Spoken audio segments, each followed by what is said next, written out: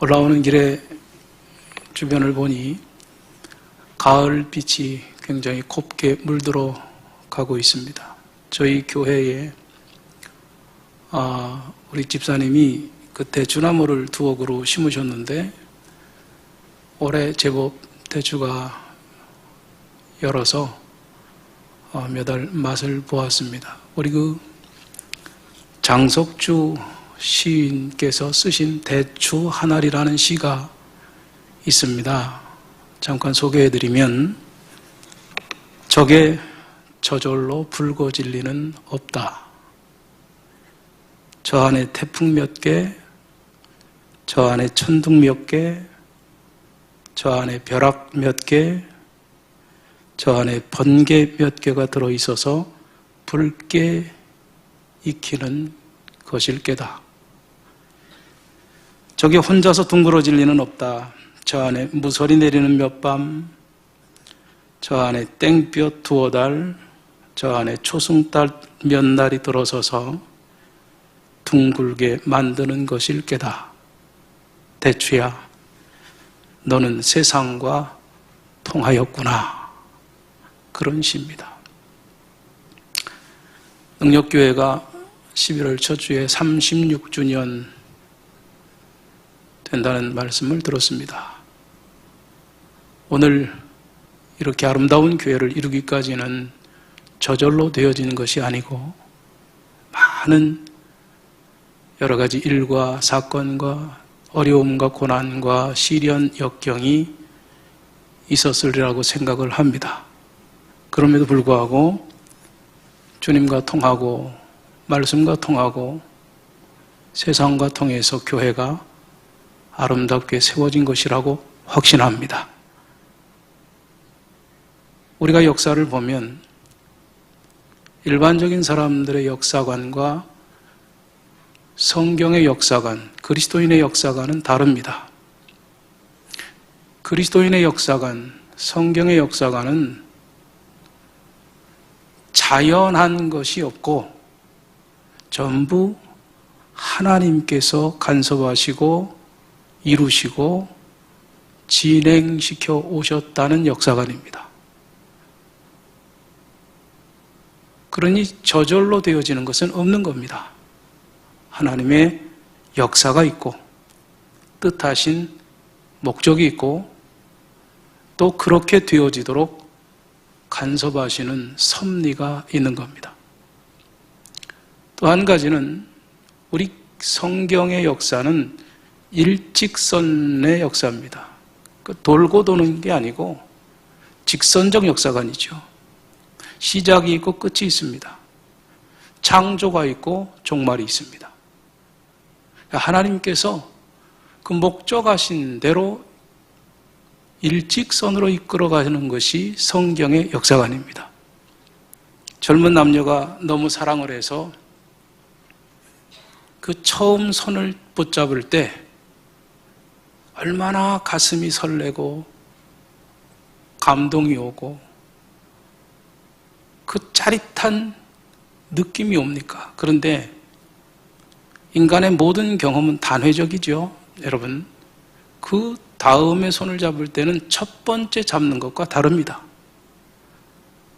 이렇게 오래도록 사시고 남편과 아내의 손을 잡으면 사랑은 흐르지만 처음의 느낌은 아닐 겁니다.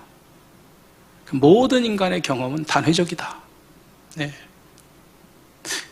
중요한 역사관이 있습니다. 역사라는 것, 시간이라는 것은 하나님께서 정하신 종점이 있다는 겁니다. 파이널 골이 있다는 겁니다. 그래서 우리 개인의 역사도 끝에는 하나님 나라에 가는 것이고 이 모든 우주의 역사도 끝은 주께서 이 땅에 오셔서 새로운 세계를 만드시는 겁니다. 이런 역사관을 통틀어 보면 하나님께서 운영하시고 경륜하시고 섭리하는 겁니다. 이 섭리, 하나님의 간섭하시고 돌보시고 이루어 가시는 일들인데 섭리라는 말이 굉장히 오묘한 말이 합니다. 섭리라는 말은 원래 라틴어로 보면 두 가지 단어가 복합된 말인데, 하나는 미리 본다 하는 의미가 있고, 또 한 가지 뜻은 계획한 대로 공급하고 이끌어간다, 그런 뜻이 있습니다. 그러니까 하나님이 우리 개인의 역사를 섭리하시건 교회의 역사를 섭리하시건 세계의 역사를 섭리하시건 미리 보시고 아시고 계획한 대로 이끌어가는 것을 섭리라고 합니다.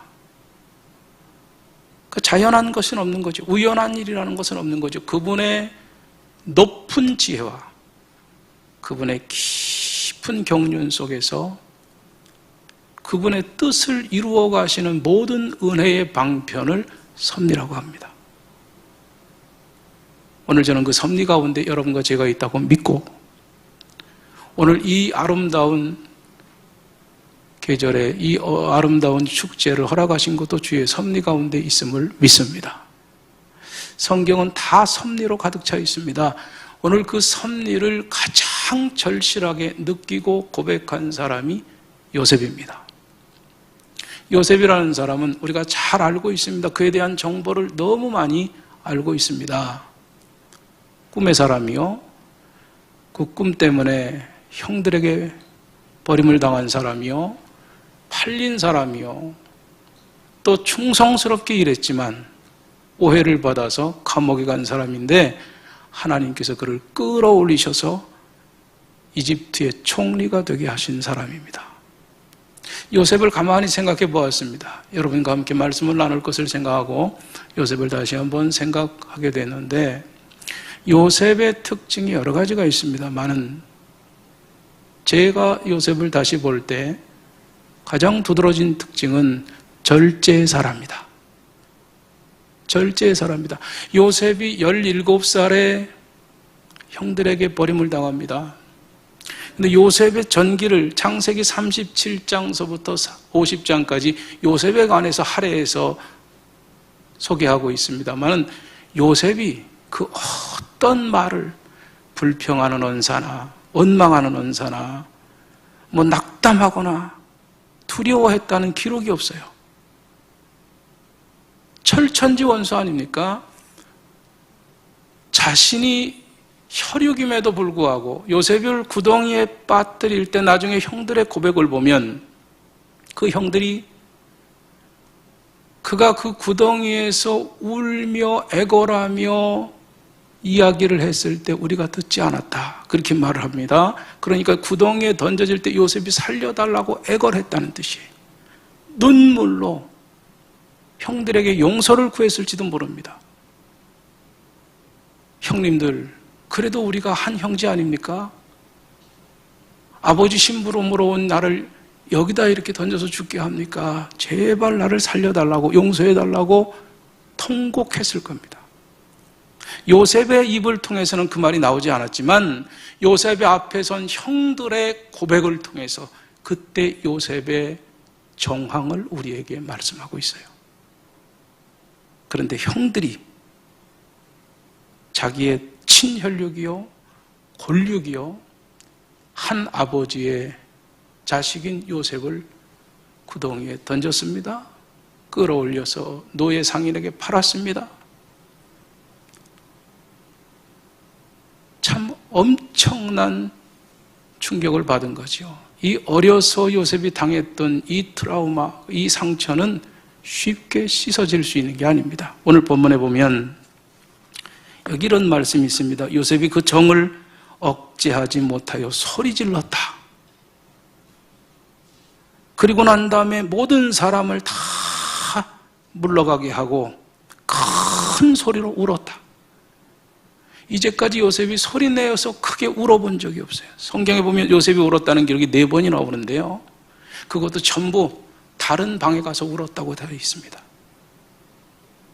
극도로 자기의 감정을 절제할 줄 아는 사람, 자기를 다스릴 줄 아는 사람, 자기의 분노나 자기의 아픔이나 자기의 상처를 쉽게 드러내지 않는 사람, 그런 사람이 요셉입니다. 절제의 사람입니다. 원래부터 요셉이 그런 사람이냐 하면 여러분, 성경은 요셉이 그런 사람이 아니었음을 우리에게 암시하는 말씀이 있습니다. 37장으로 여러분 가서 보시면, 성경을 찾아보시면 좋을 것 같습니다. 2절 말씀에 보면 이런 말씀이 되어 있어요. 야곱의 족보는 이러하니라. 요셉이 17세의 소년으로 그 형들과 함께 양을 칠 때에 그의 아버지의 아내들 비라와 실바의 아들들과 더불어 함께 있었더니 그가 그들의 잘못을 아버지에게 말하더라. 요 한 절이요, 변화되기 전에 요셉에 대한 정보를 우리에게 소개하고 있는데, 요셉이 어떤 사람인가 하면, 우선 거기 말씀에 그들과 더불어 함께 있었다. 그런데 그들이 무엇을 하고 있었냐 하면 양을 칠 때에 이렇게 되어 있습니다. 그래서 요셉이 마치 그들과 함께 양을 친 것처럼 성경은 우리에게 보여주고 있지만, 원래 정확한 의미는 그 양을 치는 형들을 돌봤다는 표현으로 되어 있습니다.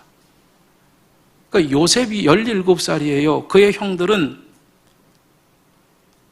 루벤이 당시에 24살 정도의 나이로 우리가 성경에서 정보를 얻을 수 있습니다. 그러니까 나이 차이가 얼마 안 납니다. 6, 7년 사이에 야곱이 연년생으로 계속해서 아들들을 낳았거든요.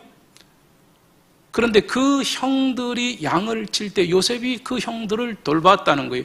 어떻게 돌봤느냐 하면, 요셉이 아버지와 형들 사이에 메신저 역할을 한 거예요. 그래서 형들이 양을 칠 때 어려운 문제들을 아버지에게 가져서 얘기하고, 아버지의 이 형들에게 보내는 그런 모든 것들을 전달하는 그런 공급자의 역할을 했다는 겁니다. 그래서 그 요셉이 형들을 돌봤다는 말이 공급했다는 뜻의 단어를 쓰고 있어요. 그래서 요셉이 어려서부터 아버지의 심부름을 통해서 형들을 돌보고 형들을 돕고 하는 일들을 했다는 겁니다. 거기 소년으로서 하는 말이 나오는데, 소년은 어리다는 표현이 아니고요, 젊다는 표현입니다. 그러면 이 말은 뭘 의미하냐면 또 다른 뜻이 있습니다. 이 말은 조력자라는 뜻을 가지고 있어요. 조력자. 요셉은 어려서부터 조력하고 협력하고 함께하는 사람이었다는 거예요. 대단히 긍정적 이미지를 우리에게 주고 있습니다. 그런데 결정적으로 요셉이 그가 그들의 잘못을 아버지에게 말하더라 그랬습니다. 형들과 아버지 사이를 오고 가면서 형들이 말하고 형들이 실수하고 형들이 범하는 잘못, 여긴 우리 지금 바뀐 성경은 잘못이라고 그랬지만 전에는 악한 일이라고 되어 있습니다. 그 배다른 형들이 하는 악한 일들, 잘못된 일들, 범죄한 것들, 실수한 것들, 나쁜 행동들을 전부 가서 아버지에게 이야기를 합니다. 그러니까 고발자라는 뜻이에요. 고발자. 자, 이 요셉의 이런 행동들이 이미 형들로부터 반감을 갖게 됐고 미움을 만들게 했고, 요셉을 미워하는 중에 꿈을 이야기해서 그 미움이 더 증폭된 거지요. 그래서 두 번의 꿈을 말할 때마다 더욱 그를 미워하였더라. 그렇게 성경은 표현하고 있습니다. 사람은 완벽한 사람이 없습니다. 어떤 사람도 부족함이 있고 연약함이 있습니다. 요셉도 어린 시절에 참 아쉬운 점들이 많습니다. 그런데 이 요셉이 점점 사람이 성숙해져 갑니다. 아니, 하나님의 큰 그림, 픽처죠. 하나님의 큰 그림 속에 요셉을 하나님이 세상을 경륜하시는 그 일에 쓰시는 사람으로 만들어 가시는 거예요. 마치 도자기를 새로 빚어서 구워가듯이 요셉을 빚어 가시는 겁니다. 그래서 고난이 필요했어요. 시련이 필요했어요. 한 알의 대추가 그냥 붉어지는 게 아닌 것처럼 요셉을 하나님의 사람으로, 그렇게 하나님이 만들어 가신 거예요. 이유를 모르지요. 왜 이런 일이 내게 닥쳐야 하는지, 왜 이런 아픔을 겪어야 하는지, 왜 다른 사람도 아닌 형들의 손에 의해서 이렇게 팔려져야 하는지, 이 형들이 구덩이에 던진 건 이미 죽인 겁니다. 유다의 중재로 팔았지만 요셉은 노예로 팔려간 건 죽은 것이나 다름이 없습니다. 이미 그들 속에는 죽은 사람입니다. 나중에 요셉과 이 형들이 만나서 이야기할 때도 요셉이 자기 정체를 드러내지 않을 때 형들이 하는 말은 베냐민 위에 한 사람이 있었는데 죽었습니다. 형들의 의식 속에서는 죽은 겁니다. 죽인 겁니다. 여러분 성경을 한번 조금 보시면 그 요셉을 형들이 죽이고 난 다음에 팔고 난 다음에 아버지에게 그의 옷을 가져다 주면서 뭐라고 하냐면 우리 37장 20절 말씀 표현을 보시면 이런 말이 있습니다. 자, 그를 죽여 한 구덩이에 던지고 우리가 말하기를 악한 짐승이 그를 잡아먹었다 하자. 그렇게 되어 있습니다. 잡아먹었다 하자. 그리고 난 다음에 25절로 가서 보시면 그들이 앉아 음식을 먹다가 그랬죠. 여기 먹다 하는 말이 두 번 똑같은 말을 썼어요. 이 형들이 악한 짐승이 요셉을 잡아먹었다고 아버지에게 그렇게 말하자. 그래놓고 요셉을 구덩이에 던져놓고 자기들은 거기 앉아서 둘러앉아서 밥을 먹습니다. 자기 동생은 지금 거기 구덩이에 던져서 죽으라고 던져놓은 겁니다. 여러분 우리가 가끔 뉴스를 보면 사람을 죽여놓고 거기 그 자리에 앉아서 음식을 먹었다 이런 뉴스를 여러분 듣게 되면 얼마나 끔찍해요. 어떻게 사람이 그럴 수 있을까? 저희 사람인가? 짐승이지 사람인가? 그런데 보세요. 33절에 보시면 야곱이 그 찢긴 옷을 받아들고 울며 이렇게 말합니다. 내 아들의 옷이라 악한 짐승이 그를 잡아 먹어도다. 이 말이 3번 반복되죠. 자, 이 말씀이 의미하는 바는 뭐냐면 요셉을 악한 짐승이 죽였다고 말하자. 그런데 나중에 보니까 야곱이 울며 말합니다. 악한 짐승이 먹었다. 그러면 그 요셉을 실질적으로 누가 잡아먹은 겁니까? 형들이 잡아먹은 거예요. 형들이 악한 짐승이에요. 형들이 무서운 짐승이에요. 이미 그 형들이 짐승화되어 있는 겁니다. 그래서 요셉은 이미 죽은 사람입니다. 그런 엄청난 고난과 시련과 역경 속에서도 요셉은 자기의 그 마음, 감정을 드러내지 않습니다. 여러분, 우리가 하나님의 성령을 받으면 성령 받음으로 인해 나타나는 인격의 변화 중에 하나가 뭐냐면 절제입니다. 절제는 그냥 되는 게 아닙니다. 훈련을 통해 되는 게 아닙니다. 절제는 하나님의 성령에 의해 다스려져야 절대가 접니다. 요셉을 우리가 가만히 보면 39장으로 가서 보시면 요셉에게 항상 따라붙는 말이 있습니다. 2절 말씀에 이렇게 되어 있습니다. 여호와께서 요셉과 함께 하심으로 3절에 보니까 여호와께서 그와 함께 하심을 그 주인도 보고 그의 범사에 형통케 하심을 보았더라. 요셉이 절제할 수 있고 흔들리지 않을 수 있고 그 혈혈단신으로 팔린 노예의 운명을 살면서도 조금도 위축되지 않을 수 있었던 결정적인 이유는 뭐냐면 자신이 노예로 팔려가지만 하나님이 함께 하심을 경험해서요. 할렐루야. 그러니까 하나님이 함께 하심을 경험하는 것이 비로소 신앙의 세계의 출발인 거예요. 저는 신앙생활하면서, 저도 목사니까 신앙생활하는 사람 아닙니까? 제가 늘 이런 것을 깨닫습니다. 여러분, 우리가 예수 믿고 성령의 은혜 가운데 있으면 변화가 되는데 제일 두드러진 특징이 뭐냐면 희락입니다. 기쁨. 성령 받은 자의 표지가 뭐냐 하면 기쁨입니다. 그런데 성령 받고 우리 안에 기쁨이 우리 안에 충만하게 들어올 때 그 기쁨은 다른 사람이 알 수가 없어요. 나와 그분만이 아는 기쁨. 그래서 이런 기쁨을 신비로운 기쁨이라고 해요. 미스테리한 기쁨입니다. 이건 어떻게 설명할 수 없는 기쁨이에요. 주님과 나만이 아는 기쁨. 내가 주님 안에 있으므로 주님이 내 안에 오심으로 그분과 나 안에서만 경험될 수 있는 기쁨. 그 기쁨이 고난도 이겨내게 하고 그 기쁨이 어떠한 여건과 상황에 있을지라도 우리를 흔들리지 않게 만드는 거예요.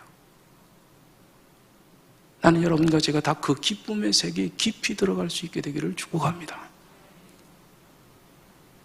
요셉이 너무 기구한 운명 아닙니까? 아니 이럴 수가 있어요? 야곱이 가장 사랑하는 아들은 12아들 중에 요셉이었어요. 요셉에 관해서 말을 할 때 이런 표현을 씁니다.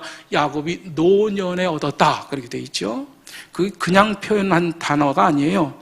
여러분 아브라함이 이삭을 얻었을 때나 또 그 야곱이 요셉을 얻었을 때나 나중에 요셉이 죽었다고 하고 베냐민을 얻었을 때도 동일한 표현이 쓰여집니다. 노년에 얻었다는 말은 특별한 의미가 부여된 단어예요. 그게 무슨 말씀인가 하냐면 야곱의 마음이 루벤에게 있지 않고 다른 자식에게 있지 않고 다음번 족장이나 후계자나 상속자는 요셉에게 있다는 뜻이에요. 이삭 말고 이스마엘이 있었지만 아브라함이 이삭을 얻었을 때 아브라함이 노년에 이삭을 얻었다. 그렇게 되어 있어요. 그건 아브라함으로 인한 구속사에 하나님이 그 사람을 통해서 이루어간다는 뜻이에요. 이 창세기를 자세히 보시면 요셉을 향해서 이 형들이 말할 때 이렇게 말합니다. 아버지의 아들 요셉, 당신의 아버지의 아들 요셉 이렇게 말하죠. 요셉은 어려서부터 채색 옷을 입혔다고 말합니다. 야곱이 평생 사랑한 여인은 딱 한 사람입니다. 라헬. 레아를 통해서 아들을 6을 얻고 딸을 하나 얻었지만 야곱이 평생 사랑했던 여인은 라헬입니다. 그래서 야곱은 라헬을 아내로 인정을 했어요. 그래서 그 아들들이 그걸 다 보고 자란 겁니다. 여러분 조금 더 앞에 가시면 44장 27절을 한번 보십니다. 44장 27절. 주의 종 우리 주 아버지가 우리에게 이르되 너희도 알거니와 내 아내가 내게 2 아들을 낳았으니 그렇게 되어 있죠. 이게 다른 사람이 하는 말이 아니고 요셉의 형들이 요셉에게 지금 말을 하는 겁니다. 그런데 거기 말이 참 이상하지 않습니까? 우리 아버지가 우리에게 말씀하셨는데 내 아내가 내게 2 아들을 낳았다. 실상은 자신들에게 말할 때 내 아내가 내게 12아들을 낳아줬다 이렇게 말해야죠. 너희도 내 자식이다 이렇게 말해야죠. 너희도 내 아들이야 이렇게 말씀했어야죠. 그런데 이 형들이 와서 요셉에게 말을 할 때 그렇게 말 안 합니다. 그들의 수사가 이렇게 표현되어 있습니다. 내 아내가 내게 2 아들을 낳았다.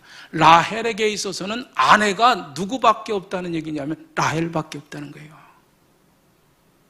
그럼 누구만이 아들다운 대접을 받았냐면 요셉. 베냐민은 요셉이 팔릴 때 약 1-2살 정도밖에 안 되니 요셉밖에 아들이 없는 거예요. 그럼 그 야곱 가문의 다음 세대의 주역은 누구냐는 거예요. 루벤이 아니에요. 시므온도 아니에요. 레위도 아닙니다. 유다도 아닙니다. 누굽니까? 요셉입니다. 그래서 편애한 거예요. 그래서 요셉만 특별히 이뻐한 거예요. 누구의 자식이니까요? 라헬의 자식이니까. 이 형들의 이런 엄청난 아픔이 있는 겁니다. 조금 뒤에 말씀을 드리겠습니다만은 이 말이 굉장히 중요합니다. 44장 27절의 말씀이 요셉의 2번째 사람 되면 침묵입니다. 침묵. 교회 안에 대부분의 문제는 말에서 비롯됩니다. 교회뿐만이 아닙니다. 저 정치판의 모든 문제의 발단도 말입니다. 부부간의 모든 분쟁과 다툼의 촉발 요인도 말에 있습니다. 그래서 혀의 권세가 사람을 죽이기도 하고 살리기도 한다고 성경은 말하고 있습니다. 말이 참 얼마나 여러분 소중한 도구인지 학생들과 공부할 기회가 있어서 제가 그 말에 관한 얘기를 했던 적이 있습니다. 말에도 온도가 있습니다. 이제 앞으로 좀 날씨가 추워지잖아요. 말이 그냥 다 말이 아닙니다. 말에도 차가움이 있고 따뜻함이 있습니다. 냉랭함이 있고 아주 따뜻한 게 있습니다. 그러니까 여러분 말을 똑같은 말을 해도 말 본새를 어떻게 하느냐에 따라서 전달되는 느낌이 전혀 다릅니다. 이거 기억하실 수 있기를 축복합니다. 온도가 있어요.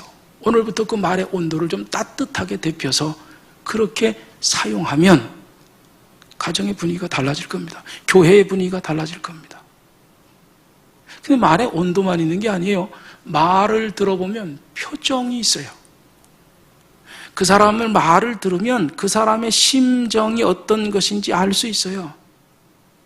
경계하는 것인지 아닌 것인지, 반기는 것인지 아닌 것인지 말에 다 나와 있어요. 말에. 그 말이 주는 정보를 통해 우리는 그의 심리를 알 수 있고 그의 마음의 표정을 읽어낼 수 있어요. 말에는 인격이 담겨 있습니다. 어떤 말을 쓰느냐에 따라 그 사람의 인격됨의 그 정도를 알 수 있어요. 그러니까 우리 그리스도인들은 사용하는 언어를 고급한 단어를 쓰라는 게 아니고 인격과 신앙이 담긴 말을 써야 합니다. 그런데 요셉은 일에는 능한 사람이지만 말은 아끼는 사람이에요. 침묵의 지혜와 침묵의 힘을 알고 있었던 사람이에요. 불평하지 않습니다. 원망하지 않습니다. 함부로 자신의 마음을 토로하지도 않습니다. 어쩌면 저럴 수 있을까? 이 젊은 요셉이라는 사람이 어쩌면 그렇게 마음을 잘 핸들링할 수 있을까? 예. 순간순간 하루에도 수십 번씩 여러분 자기를 팔아먹은 형들에 대한 미움이 그 분노가 불릴듯 일어나지 않겠습니까? 세상에. 유다가 나중에 말하죠. 우리 혈육이고 우리 형제이니 우리가 그렇게 하지 말자. 죽이지 말자. 그런데 여러분 그들은 끝끝내 요셉을 은 20개의 상인의 손에 팔아먹잖아요. 저는 이런 생각을 해봤습니다. 차라리 그때 죽인 것이 고생이 덜했겠다. 사람 대접 못 받고 인간 취급 못 받는 노예의 삶을 살아가는 거예요. 그 노예가 노예 시장에 경매 물건으로 나와서 그를 사간 사람이 보디발 아닙니까? 얼마나 큰 상처를 받았겠어요. 그런데 그것조차도 하나님의 큰 섭리의 일환이었다는 거예요. 혹시 여러분 점을 찍어서 그림을 그리는 그림을 보신 적이 있습니까? 이런 걸 점묘화라고 하죠. 점을 콕콕 찍어서 어떤 형상, 이미지를 구현해내는 그림인데 가까이 가면 그 그림의 전부를 얼른 못 봅니다. 알 수가 없어요. 조금 떨어져서 봐야 알아요. 좀 떨어져야 선명하게 그 그림이 무엇을 나타내고 있는지를 알 수 있습니다. 하나님의 역사란 가까이 가서 보면 잘 모를 수도 있어요. 내가 닥친 현실 속에서 그 하나님의 역사를 읽어내기란 쉽지 않습니다. 그런데 조금 시간이 지나고 조금 세월이 흐르고 침묵 속에 하나님께 대한 신뢰를 계속해서 보내고 그 하나님이 어떻게 내 인생을 경영해 가시는가 그걸 지켜보면 너무나도 선명하게 너무나도 확실하게 하나님은 하나님의 섭리를 따라 역사하시는 분임을 믿습니다. 그리고 오늘에 절망할 거 없습니다. 저는 우리 교인들과 말씀을 나누면서 이런 말씀을 드린 적이 있습니다. 여러분, 문제가 많죠, 세상이. 예. 우리가 지금 사는 시대가 얼마나 많은 어려움이 있습니까? 역시 세상은 어렵습니다. 그런데 그 어려움이라는 것도 가만히 보세요. 실제적인 어려움 앞에 우리가 직면해 있습니다. 정치도 불안하고 경제는 예측할 수 없고, 예. 코로나 이후로 많은 교회들이 어려움을 당하고 있고, 인구가 감소되고 있고, 마치 인구가 감소되는 것이 시골에 살아보니 증발되는 것 같습니다. 증발되는 것 같습니다. 예. 그런데 어렵다, 힘들다고 하는 것도 결국 마음의 문제다. 마음의 문제. 예. 내가 어렵다고 전망하면 미래가 어려워지는 겁니다.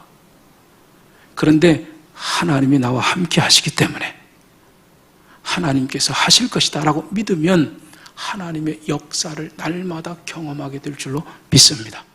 결국은 마음의 문제입니다. 그 마음에 여러분, 우리가 어떤 시각을 가지고 역사를 어떻게 해석하느냐에 따라서 삶이 전혀 다른 차원의 삶으로 달라질 수 있다.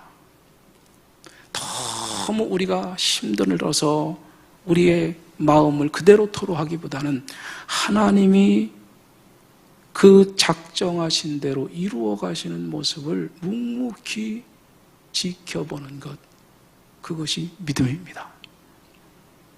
요셉은 눈물의 사람입니다. 여러분, 요셉이 참 눈물을 많이 흘립니다. 성경에 보니까 우리가 앞에 가서 보시면 43장 30절에 요셉의 첫 번째 울음의 모습이 나옵니다. 요셉이 아우를 사랑하는 마음이 복받쳐 울 곳을 찾아 안방으로 들어가 울고 그 정을 억제했다. 요셉이 처음 형들을 만나게 됐는데 요셉은 단번에 알아보는데 형들은 몰라봅니다. 요셉은 그 이방 땅에서 지금은 너무너무 출세해서 왕 다음에 요셉 아닙니까? 1인지하 만인지상이죠. 요셉은 여러분 출세할 수 있는 신분의 사람이 아니잖아요. 제가 역사의 그 이면을 조금 보면 성경엔 소개되고 있지 않은 역사의 비하인드 스토리가 있습니다. 그게 뭐냐 하면 하나님의 기막힌 도우심이죠. 하나님의 절묘한 도우심인데 어떻게 이집트의 왕 파라오가 아무리 자기 꿈을 해석해 줬다고 해도 노예 소년을 총리로 세울 수 있었냐는 거예요. 이건 세상이 여러분 10번 바뀌어도 불가능한 사건인 거예요. 포상을 해줄 수 있죠. 자유인의 신분으로 회복시켜 줄 수는 있겠죠. 아니면 왕의 정책관 정도로 기용할 수는 있겠죠. 그런데 총리라니요. 이건 상상할 수 없는 얘기입니다. 애굽은 3000년의 역사를 가지고 있고 39 왕조가 바뀌었어요. 그런데 여러분, 신라에서 고려로 바뀌고 고려에서 조선으로 바뀌는 이 왕조가 바뀌는 것, 요셉 바로 전에 애굽의 왕조가 바뀌었습니다. 그런데 그 왕조가 바뀐 그 사람들이 누구냐면 요셉과 같은 혈통인 셈족의 사람들이 정권을 잡았어요. 하나님은 이스라엘의 구원자가 되시고 애굽이라고 하는 모든 세상을 다스리시는 절대 통치자이심을 드러내기 위해서 벌써 하나님은 전부 미리 보시고 계획하시고 하나님의 역사를 만들어 가시는데 요셉이라는 사람을 보내시겠는데 그를 앞서서 애굽 왕조를 바꿉니다. 같은 셈족이기 때문에 요셉을 기용한 거예요. 이 역사학자들의 공통된 결론입니다. 그러면 하나님의 구속사의 역사는 어느 시점에서 요셉 한 사람을 그곳으로 보낸 것에서 시작된 게 아니고 벌써 그 이전부터 하나님은 이 구원사의 역사를 이루어 가시고 있었다는 뜻이에요. 그런데 요셉이 셈족 아닙니까? 요셉이라는 지혜로운 청년을 만나니 이 사람을 통해서 애굽을 다스려야겠다. 이건 하나님의 탁월하고 절묘한 신의 한 수입니다. 그것이 요셉에게만 있는 게 아니고 여러분과 저에게도 하나님은 역사하신다는 말씀이에요. 기가 막힌 하나님의 방법입니다. 요셉이 그 형들을 단번에 알아봅니다. 얼마나 그리워했겠습니까? 얼마나 사모했겠습니까? 얼마나 꿈꾸었겠습니까? 다시 만나는 그 순간을, 아버지를 다시 만날 수 있는 그 순간을 얼마나 소망했겠습니까? 더군다나 자기 어머니가 낳은 그 동생을 보고 싶은 일념이 얼마나 강했겠습니까? 그런데 그들이 하나님의 섭리로 자기들 앞에 와 있습니다. 자기들 앞에 와 있습니다. 당장 뛰어가서 그들을 부둥켜 안고 싶습니다. 이미 요셉의 마음속에 분노나 복수하고자 하는 마음은 다 사라진 지 오래입니다. 그러니 울었죠. 여러분, 만나는 순간 저놈들을 잡아서 죽이라고 해서야 될 터인데 자기 감정에 너무 그리운 사람들을 만난 이 감정이 북받쳐 올라서 옆방으로 가서 웁니다. 나는 이 요셉의 울음을 보고 저도 눈물을 흘렸습니다. 감정이 이입이 돼서. 그리고 나와서 말합니다. 요셉의 생각에는 형들이 변했나? 달라졌나? 그걸 확인하고 싶었던 거예요. 나는 이 형들에 대한 아무런 마음도 없습니다. 이 형들에 대해 아무런 증거도 없습니다. 아무런 분노도 없습니다. 왜냐하면 이 모든 것이 하나님의 섭리였기 때문에. 그런데 이 형들이 달라졌는지는 확인할 필요가 있었습니다. 간첩이라고 누명을 씌워봤습니다. 그리고 그 사람들을 시험하는 과정 속에 베냐민을 데려오라고 합니다. 우여곡절 속에 베냐민을 데려오지요. 베냐민을 만났을 때 요셉이 또 한 번 웁니다. 그 요셉이 22년 만에 형들을 보는 겁니다. 22년 만에 젖먹이 어린아이였을 때 헤어졌던 동생 베냐민을 보는 겁니다. 베냐민은 특별한 애정이 있습니다. 여러분, 베냐민은 원래 이름이 베논입니다. 베논이 슬픔의 아들입니다. 어머니가 지어줬습니다. 왜 베논이라고 지었냐면 라헬이 이 동생을 낳다가 죽었습니다. 죽으면서 자기가 키우지 못하는 어머니 없이 자라야 하는 이 아들을 보면서 너는 너무 나를 슬프게 한다. 그래서 슬픔의 아들이라는 이름을 지어줬어요. 그랬더니 야곱이 슬픔의 아들이 웬 말이냐? 나의 오른손의 아들이다. 그래서 벤야민이라고 지은 거예요. 그러니 이 요셉의 동생 베냐민은 태어나면서부터 어머니를 잃었어요. 그 동생을 평생 그리워하지 않았겠습니까? 그 아버지를 평생 그리워하지 않았겠습니까? 저는 지금도 어머니가 돌아가셨을 때 어려서 일찍 외지로다 공부를 시키려고 보냈던 그 형이 장례를 다 마치고 와서 하는 말을 잊지 않습니다. 어머니를 장례를 다 모시고 돌아와서 형제들끼리 두런두런 이야기하는데 이런 말을 합니다. 그 가슴에 묻어두었던 말을 합니다. 나는 평생 어머니를 그리워했다. 가슴이 아프더라고요. 여러분, 요셉은 언제 만날는지 모르지만, 만날 수 있을는지 모르지만 그 동생 베냐민을 만날 수 있는 놀라운 기회를 하나님이 주셨고 그의 얼굴을 직접 봤어요. 베냐민은 그가 요셉인지 모릅니다. 그 형들도 아직도 모릅니다. 모를 수밖에요. 세월이 많이 흘렀고 요셉이 형들이 쓰는 말을 쓰는 게 아니라 애굽의 말을 쓰고 있고 이름도 바꿨죠. 사브낫 바네아라고. 요셉은 그 어머니가 이름을 지을 때 하나님 내게 다른 아들을 더하여 주세요. 그래서 더함이라는 의미로 요셉이라고 지었어요. 그런데 사브낫 바네아라고 하는 말은 어떤 뜻이냐면 요셉이 해몽한 꿈을 가지고 애굽을 살리고 세상을 살리는 그런 일을 하는 사람이라는 뜻에서 바로가 온 세상의 구세주라는 이름으로 바꿔줬어요. 하나님의 역사인 줄로 믿습니다.